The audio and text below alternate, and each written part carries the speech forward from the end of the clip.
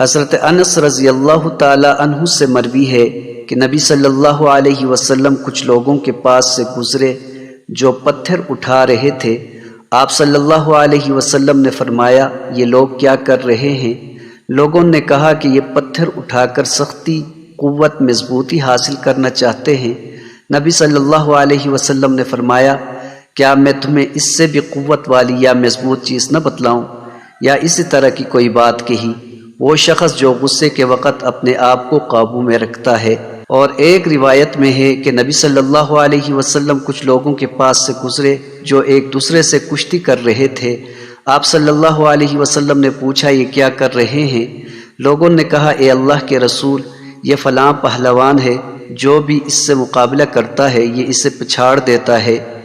رسول اللہ صلی اللہ علیہ وسلم نے فرمایا، کیا میں تمہیں اس سے بھی بڑے پہلوان کے بارے میں نہ بتاؤں؟